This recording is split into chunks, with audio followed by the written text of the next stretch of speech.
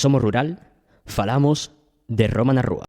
Chamome Quixen Alejandre e agora topamos a ponte da Cigarrosa, que une os concellos de Petín e a Rúa de Valdeorras. Estudos arqueolóxicos realizados na zona confirmaron que esta ponte é unha construcción que se remonta á época dos emperadores Tito e Domiciano e que formaba parte do itinerario da Vía Nova, que comunicaba Astorga coa cidade portuguesa de Braro. Esta ponte foi construída no século III a.C. De época romana só quedan as pases que están casi sempre agochadas pola auga. Ola, son Pedro Arias e agora estamos no outro lado da ponte, onde se atopa o miliario. O miliario foi feito ao redor do século I ou finais. Usábase para limitar as distancias nas cazadas romanas, neste caso entre Braga e Astorga.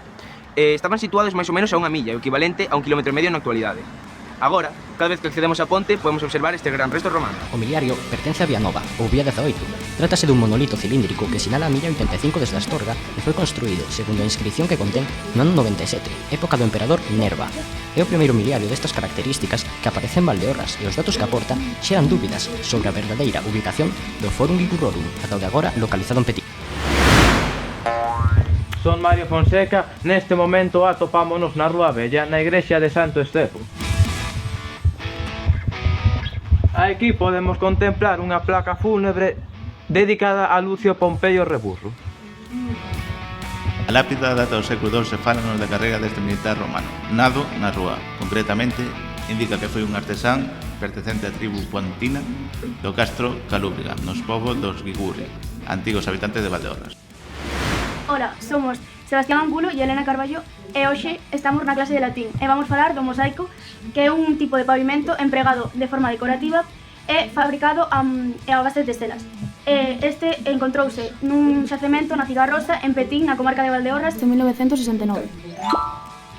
Foi atopado por un grupo de arqueólogos chamados os escarbadores.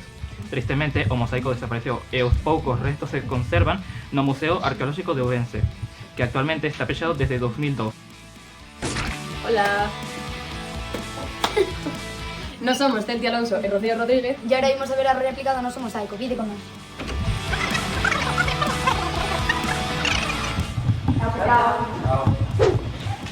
Este mosaico é unha representación dunha pequena parte do mosaico original. Foi creado no curso 2022 e 2023 polo alumnado e o profesorado do IES Cosme López Rodríguez. Para a súa elaboración contouse un total de casi 10.000 teselas pegadas unha a unha e todo feito a mano.